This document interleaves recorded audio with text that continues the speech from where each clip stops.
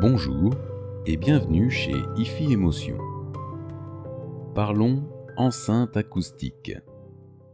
Si l'on doit faire une définition rapide, une enceinte acoustique est un volume délimité par un coffret présentant en façade un ou plusieurs haut-parleurs et qui permet de transformer le signal audio en ondes sonores pour reproduire l'enregistrement. En fonction de leurs caractéristiques, leur appellation peut être étendue comme enceinte passive, enceinte active, enceinte connectée, etc. Qu'est-ce que cela donne dans le détail ? Un haut-parleur fixé sur un plan unique, le plan baffle, émet des ondes sonores à l'avant, mais également à l'arrière, suivant son axe de déplacement. Les ondes arrière, en se réverbérant, interagissent avec les ondes sonores frontales en provoquant des déphasages d'amplitude et temporelle du message audio. L'enceinte acoustique permet de confiner les ondes arrière dans le volume du coffret.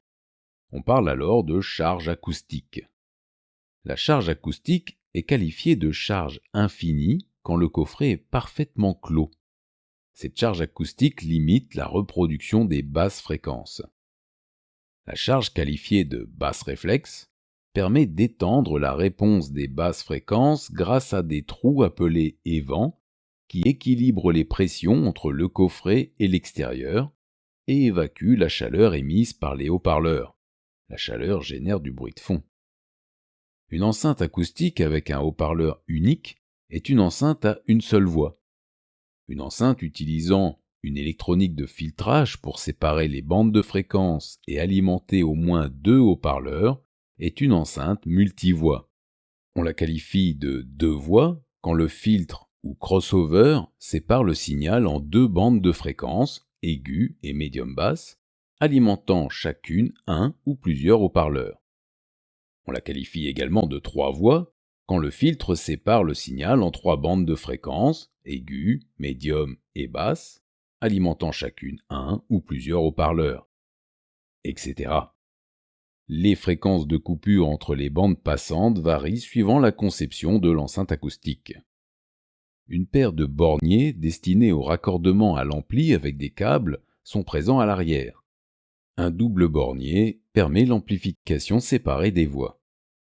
Si l'on parle des critères de taille, on distingue les enceintes de bibliothèque apposées sur un meuble ou un pied dédié qui augmente la qualité sonore et les enceintes colonnes apposées directement au sol.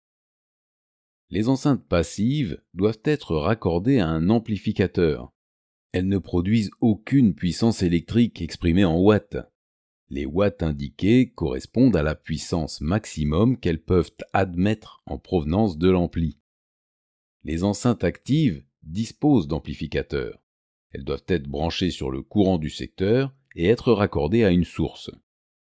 Les enceintes connectées sont amplifiées et disposent d'un DAC et de récepteurs de source, Bluetooth, Wi-Fi, ou directement de source, lecteur réseau par exemple. Elles possèdent souvent des connecteurs d'entrée analogiques et ou numériques. Elles doivent être branchées sur le courant du secteur. Une production du magasin IFI Émotion, 78 120 Rambouillet. Merci et à bientôt.